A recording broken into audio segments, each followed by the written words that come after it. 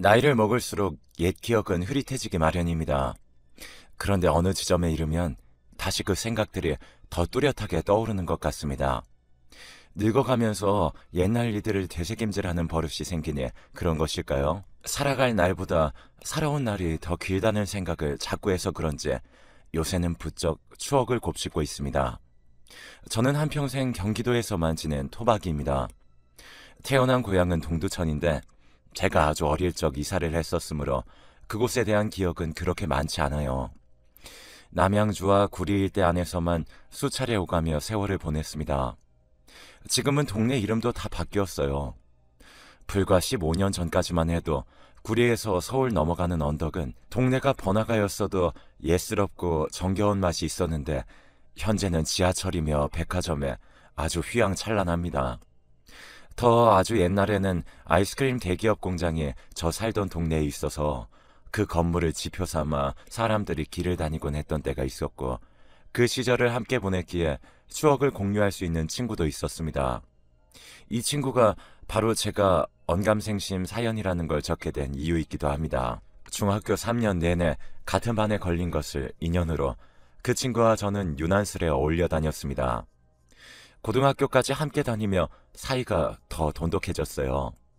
돌이켜보면 서로 가정 형편 수준이니 여러 가지가 비슷한 것에서 동질감을 느꼈던 것 같습니다. 본래 한 관계에서 너무 한쪽이 기울면 깊이 친해지기 어려운 법이잖아요.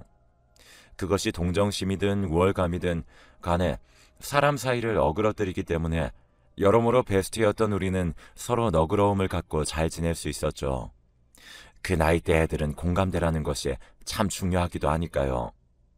굳이 더 나은 쪽을 고르라면 그래도 저였지 않았나 싶습니다.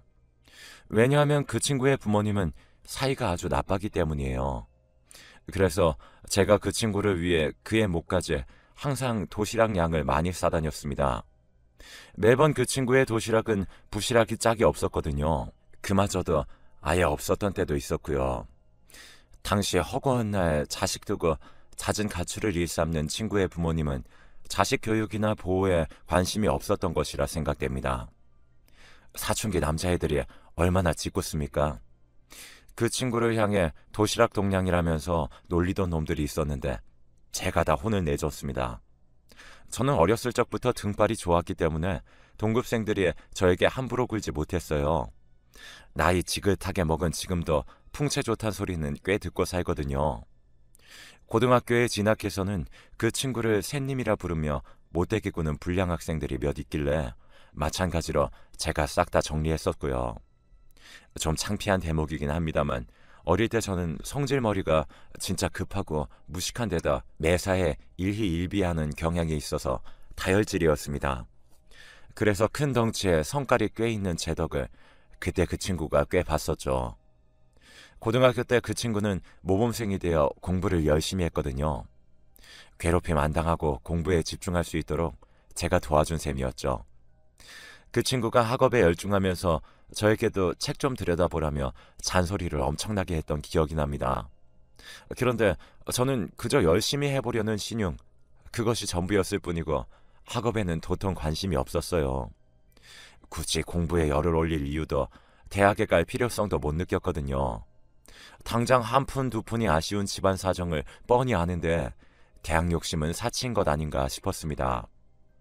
그런 저의 생각에다 대고 친구가 그러더군요. 지금 당장 우리가 어떻게 사는지 그것만 보면 안 돼. 우리가 어른이 돼서 사회에 나갔을 때 어떻게 살까를 바라보며 준비해야 하는 거야. 똑같이 비루한 집안 형편에서 지내면서도 이렇게 느끼는 것이 달랐습니다. 저는 그 친구의 이야기가 당시에는 너무나도 막연하게 다가왔습니다. 한마디로 뜬구름 잡는 것처럼 들렸던 거예요. 그 친구는 대학에 진학했으나 저는 가지 않았습니다. 대신에 군대에도 결혼도 모두 제가 먼저 했습니다. 아이까지 먼저 봤죠. 일하다가 건너 지인을 통해 우연히 만나게 된 집사람에게 홀딱 반한 제가 들이대서 결혼하게 되었는데요. 상대 집안이 저희 수준에 비하자면 유복했기에 제 딴에는 성공적인 결혼이라고 생각했죠. 저는 애둘러 표현할 것 없이 일용직판을 전전하며 지냈습니다. 이건 저희 자식들도 아직까지 모르는 이야기입니다만 저는 결혼하기 전에 집사람에게 열렬히 구애하면서 지금은 젊어서 이러고 살지만 미천을 모아서 내 장사를 할 것이다. 아니라면 절치부심하여 어디 회사에 들어가 근속할 것이다. 이렇게 말했습니다. 그러나 이 약속은 지켜지지 않았어요. 마냥 게을렀기 때문은 아니라는 스스로의 핑계를 대고 싶은 것이 하루하루 사는 데는 전혀 문제가 없었기에 저는 또다시 그놈의 필요성이란 걸 느끼지 못하고 만 겁니다. 금방 둘째가 태어나게 됐는데 이후로도 지내는데 큰 어려움이 없었기 때문에 저는 자유로운 일용직 생활을 그만두지 않았어요. 돈 떨어질 것 같으면 현장 하나 잡아서 나가고 한동안 쉬어도 며칠 지방일을 다녀오면 꽤 두둑한 돈을 쥐는 이 방식에 저는 편하더라고요. 그런데 그러다가 저희 집에 큰 문제가 생기고 말았습니다.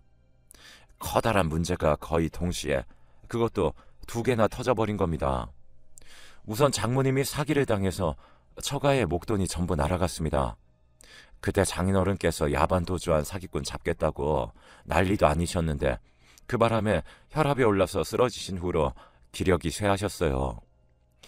가세가 확 기울었기 때문에 처가의 원조를 받는 일은 두 번 다시 없었습니다. 그런 와중에 저희 첫째에게 변고가 생겼죠. 언제부턴가 이마에 혹이 보이길래 친구들끼리 장난을 친 것이라 대수롭지 않게 여겼어요. 그런데 몇 날 며칠이 지나도록 혹이 안 없어지니까 저희 집사람이 동네 이웃들의 조언을 받아 병원에 가본 겁니다. 저는 지금도 그때만 떠올리면 가슴이 철렁 내려앉는 기분입니다. 병원에 한번 가본다더니 저녁이 다 됐어야 집에 돌아왔길래 왜 이렇게 오래 걸렸냐고 물어봤죠. 그러자 집사람이 하는 말이 동네 병원에 갔다가 큰 병원에 가라는 소견을 듣고 바로 대학병원까지 갔다 오느라 늦었다고 하는 겁니다. 깜짝 놀라서 무슨 일이냐고 하니까 수술을 해야 한다는 소리를 들었답니다. 아무렇지 않게 여겼던 혹을 수술로 제거해야 한다니 걱정과 염려 속에는 수술비 문제가 뒤엉켜 있었습니다.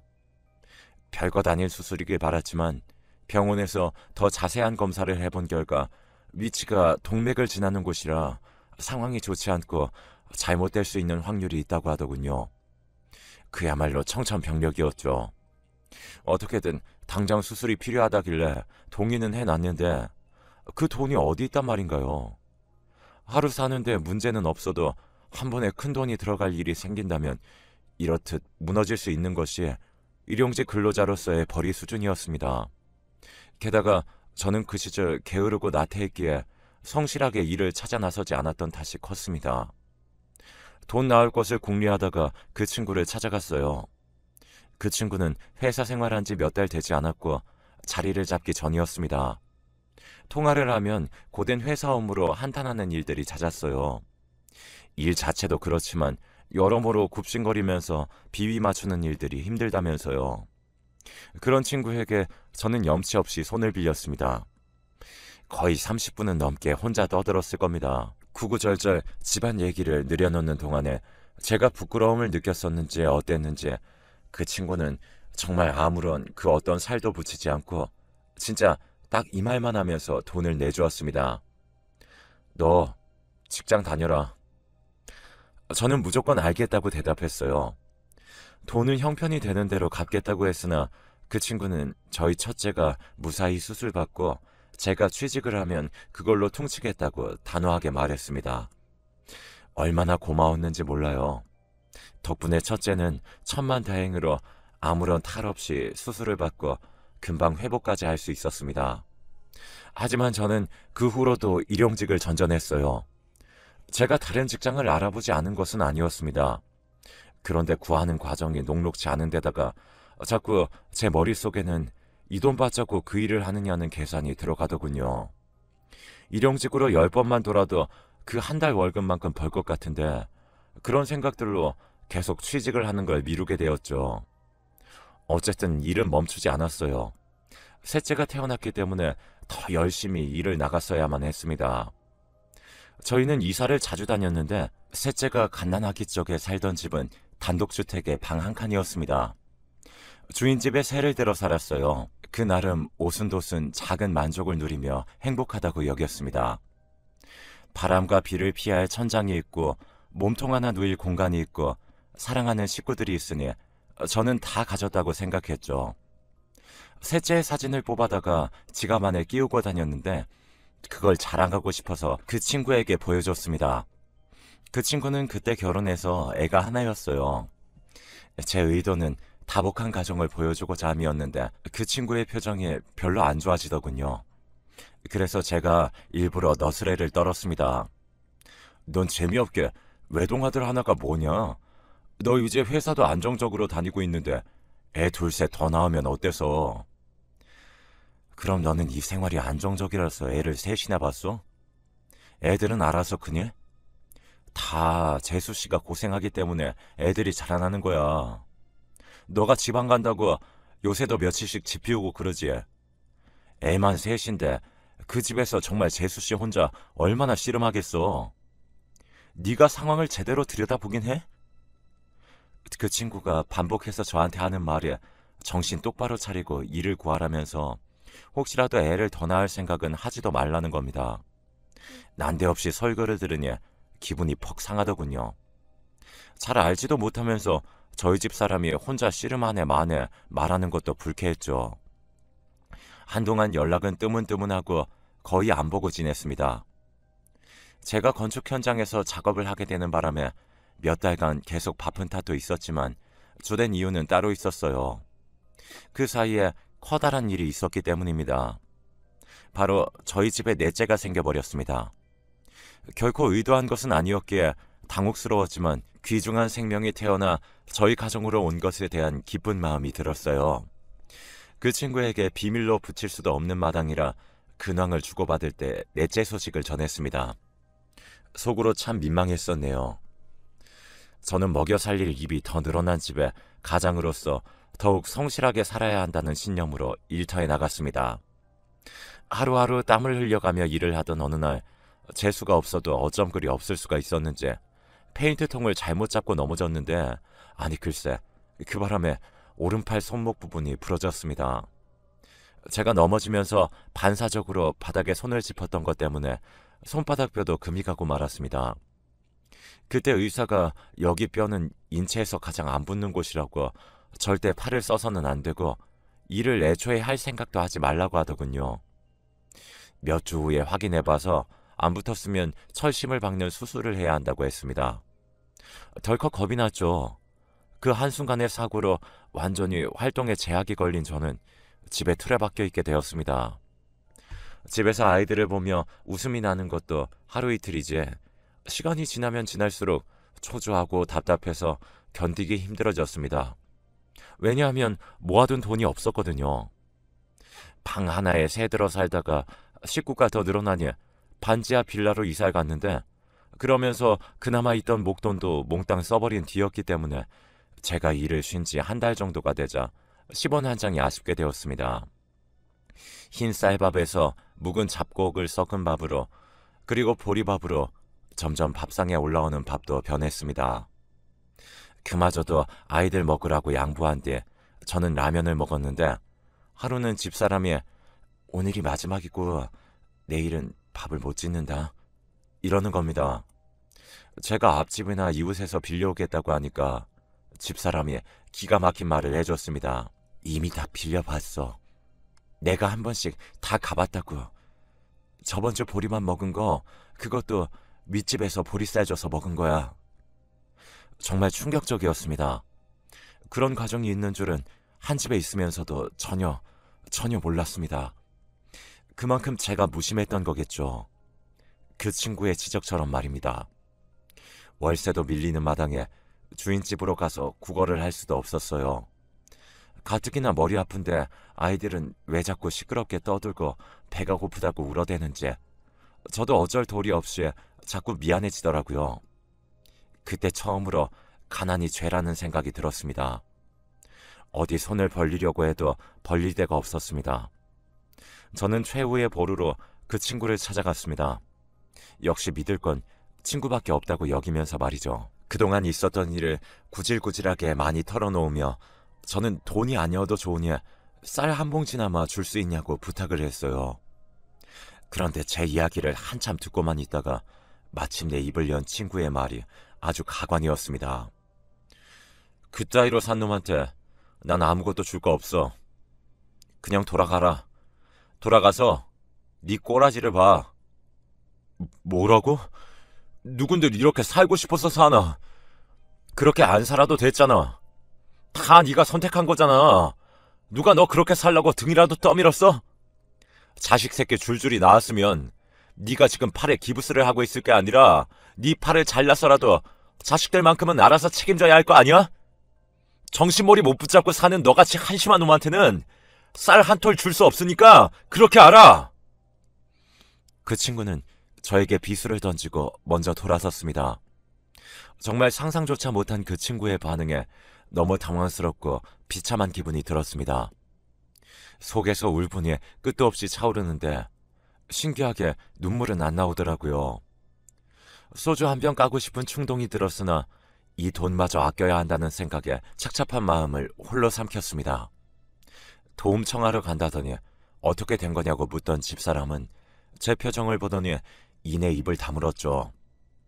자고 있는 아이들을 보자 그제서야 눈시울이 시큰했습니다. 그 친구의 모진 말이 귀에서 자꾸만 맴도는 바람에 그날 한숨도 못 잤습니다. 밤새 옛날 일을 곱씹고 또 되새기고 그러다 보니 제가 첫째 태어난 후로 그 친구의 신세를 진 게 4번이나 된다는 걸 새삼 깨닫게 됐죠. 회사에 다니고 있었기에 초년생임에도 제게 돈을 빌려줄 수 있었던 그 친구의 모습을 떠올리며 저도 결심이 드는 게 있었습니다. 쫄쫄 굶으며 일자리가 뭐 나온 것이 있나 열심히 찾아보게 되었어요. 그리고 정말 죽으라는 법은 없는지 동네 여자들 사이에서 대장경 역할을 하던 아주머니가 저희 집에 쌀을 보내주었습니다. 대뜸 쌀을 주길래 거절할 깜냥은 안 되고 받으면서 이유를 물어봤는데 저희 집사람이 하도 인사를 잘하고 다니는 데다가 애들을 전부 예쁘게 키우는 게 대단해 보여서 집에 있는 좋은 쌀을 나눠주고 싶었다고 하는 겁니다. 이런 고맙고도 놀라운 일이 또 있을까요? 기적 같은 손길이 내밀어진 기회를 놓치면 안 된다는 생각에 취직을 준비했습니다. 팔은 무사히 다 회복되었지만 다시 일용직판으로 돌아갈 마음은 없었습니다. 그 친구가 입고 있던 번지르르한 양복에 넥타이 차림만이 저의 머릿속을 지배하고 있었으니까요. 반드시 그렇게 되겠다는 열망으로 노력했습니다만 현실은 냉정했습니다. 저는 이미 나이가 찬 상태인데다가 아무 경력도 없는 고졸이었으니 선뜻 사무직 자리를 얻을 수가 없었죠. 포기하지 않고 미친 듯이 취직의 문을 두드렸습니다. 매일이 실패의 연속이었으나 노력하는 제 자신이 싫지 않았어요. 솔직히 말하자면 지난날 동안에 왜 진작 이렇게 하지 못했냐 하는 후회가 밀려왔네요. 그러다가 드디어 어린 나이부터 현장 일을 해온 저의 배포를 높이 사준 회사에 들어가게 되었습니다. 꿈에 부푼 회사 생활의 시작이었습니다. 그런데 이 사람과 사람 간의 싸움 속에 눈치를 매번 봐가면서 업무까지 해내야 한다는 게 보통 일이 아니더군요. 저를 뻔히 업신여기는 사람들이 누군지 보이는데 그것을 감추면서 겉으론 웃어야 한다는 게 토악질 나올 만큼 싫었습니다. 성질 같아서는 다 때려치우고 싶었지만 그럴 때마다 저를 잡아세운 건 사랑하는 집사람도 토끼 같은 자식들도 아닌 저에게 처절한 거절을 선사한 그 친구였습니다. 앞서 회사 생활을 시작한 그 친구도 이런 과정들을 다 지나왔을 거라는 생각만 하며 버텨야 하겠다는 결심이 있었습니다. 네가 했다면 나도 못할 것 없다는 심리였나 봅니다. 일은 구했지만 당장의 형편은 나아지지 않았어요. 마이너스에서 시작해 6 식구가 먹고 살아야 하니 쥐꼬리만한 월급으로 바로 허리를 펴고 살 순 없었습니다. 그래서 동네 아주머니가 처음 쌀을 준 이후에도 몇 번 라면과 쌀, 계란, 애들 먹이라고 과자까지 가져다 준 게 얼마나 큰 도움이 되었는지 모릅니다. 그런 선의를 발판 삼아 저희 가족은 점점 앞으로 나갔습니다. 매달 월급이 나온다는 것, 그리고 매일 출퇴근이라는 일과가 있다는 것이 저라는 사람을 변하게 만들었습니다. 정말 죽도록 힘든 때에는 그 친구를 떠올리며 포기 않고 반드시 성공하겠다라는 다짐을 먹었어요. 생판 남이 저에게 그랬었다면 저는 아마 며칠 만에 잊었을 겁니다. 제가 가장 친하게 여겼던 친구였기에 그토록 충격적이었던 것이죠. 그 친구로부터 연락이 왔었는데 제가 무시했고 몇 년 뒤에 동창 모임이 있었을 때도 제가 일부러 가지 않았습니다. 그렇게 저와 그 친구는 영영 엉켜버렸죠. 그러는 동안 저는 회사에서 자리를 잡았고 평생의 이직을 딱 한 번 했습니다. 그리고 그곳에서 정년퇴직을 했고요. 저희 아이들은 모두 잘 자라줬습니다. 막내 빼고 전부 결혼도 했고 첫째는 애가 벌써 둘입니다. 첫째가 얼마 전 아는 사람을 통해 고등어 자반 특산품을 구입했다면서 저랑 집사람 먹으라고 가져다 준 일이 있었습니다. 온 김에 같이 밥을 먹으면서 이런저런 얘기도 나눴는데 첫째는 나이를 먹어갈수록 예전에 저희 집에 도움을 줬던 그 동네 아주머니가 떠오른다고 했습니다. 그 시절에만 있을 수 있는 온정이었던 것 같다면서 과자며 학용품을 때마다 사준 그 집의 씀씀이에 아직도 감동을 받아 고마워하고 있었어요. 저희가 나중에 그 동네를 떠난 후로도 아주머니와는 연락을 이어왔습니다. 집사람이 두고두고 신세 많이 졌다면서 안부 인사차 전화를 몇 번 했었죠. 첫째가 하는 말을 듣고 문득 집사람하고 같이 짚어보니까 그 아주머니와 마지막으로 통화를 한 게 5년이 되었더라고요. 생각난 김에 전화를 한번 해봐야겠다면서 번호를 찾아놓더니 집사람이 다음날 아침을 먹자마자 연락을 해봤어요. 통화 볼륨이 커서 저도 다 듣고 있었죠. 그랬더니 글쎄 전혀 예상 밖의 일이 벌어졌습니다. 웬 젊은 목소리가 밖에 누군가 했더니 아주머니네 큰딸이었어요. 집사람은 그 집 아이들과도 안면이 다 있었기 때문에 반갑게 인사를 주고받았죠. 그런데 아주머니가 지금 투석 중이라서 전화를 대신 받은 것이었다고 하는 겁니다. 상태가 좋지 않으시다는 소식에 마음이 미어졌습니다. 그토록 은혜를 베풀어 주신 분의 말로가 고통스럽지 않았으면 좋겠다는 바람이 들었죠. 안 좋은 소식으로 저희 둘 다 침울해졌는데 갑자기 놀라운 이야기가 들려왔습니다. 전화 주신 덕에 저도 어렸을 때 생각나서 좋았어요. 아저씨 친구분이 저희 집에 부탁해서 쌀이고 라면이고 대신 전해드렸던 그게 너무 신기한 경험이었거든요. 저희 엄마가 얼마나 드센 분이셨어요. 마을 통장으로 있으시면서 얼마나 아주머니 아저씨네가 걱정되셨으면 그분께서 찾아왔을까 지금 생각하면 웃기기도 하네요. 꼭 몰래 돈을 주셨었죠. 나중에 본인이 직접 밝힐 테니까 비밀로 해달라고 하시는 모습을 보고 어린 제 눈에는 그분이 아주머니 아저씨네를 도와주는 수호천사처럼 느껴졌어요. 그 돈으로 쌀도 사서 드리고 애기들 과자도 사고 학용품도 제가 골랐었고요. 저희 부부는 정말이지 깜짝 놀라서 아무 말도 못하고 서로의 얼굴만 쳐다봤습니다. 이게 다 무슨 이야기란 말입니까? 이건 꿈에서조차 그려본 적이 없는 내용이었습니다. 부정맥도 없는데 심장이 하도 쿵쿵거려서 가만히 있지 못하고 한참을 베란다에 나가서 서 있었습니다.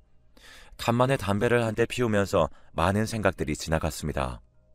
오랜 세월이 지났음에도 제 기억 속에서 그 친구의 모습은 선명했습니다. 마지막으로 봤던 그때뿐입니까? 중학교 1학년 시절 때 얼굴도 그대로 기억이 났습니다. 어떻게 해야 할지 몇 시간을 생각만 이어가다가 동창에게 연락해 그 친구의 번호를 받아냈습니다.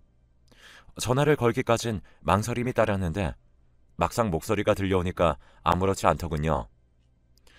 그래, 뭐하고 사냐? 그냥 나이 먹고 재미없게 살지.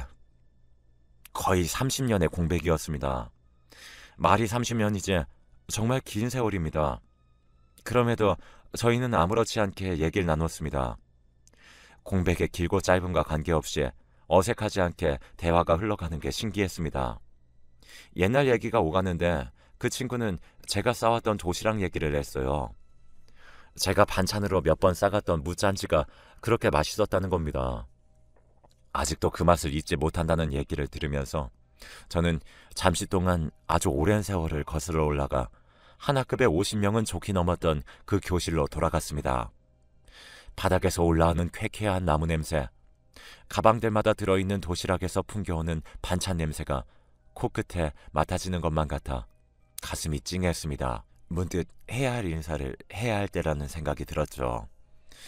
지난 세월 중에서 네 덕에 무탈하게 지내온 날들이 많았다. 정말 고맙다. 덤덤하게 말하고 싶었는데 벼란간에 눈물이 확 쏟아져서 말끝을 흐리고 말았습니다. 그 친구가 저보고 우는 거냐면서 놀라는 목소리를 내길래 잡아댔지만 다 들켰겠죠. 저에게 잔소리하던 그 버릇 어디 안 갔는지 면박 주는 말투가 여전하더군요. 변함없는 그 친구의 면모가 너무나도 반가웠습니다. 아주머니 소식을 전해주니 그 친구 역시 안타까워했습니다. 제가 그 동네를 떠난 후로는 아주머니와 연락을 잇지 않았다고 하더군요. 도통 자리 잡지 못하고 사는 저를 위해 악역을 자처하고서는 아주머니를 통해 저를 도왔던 그 친구의 깊은 진심을 가늠해 보기가 어려웠습니다. 옛 세월의 은인에게 만나서 비싼 밥 좀 사주고 싶다니까 그 친구가 웃더라고요. 다시 연락하기로 약속하고 전화를 끊고 나서는 저도 모르게 소리내어 울어버렸습니다.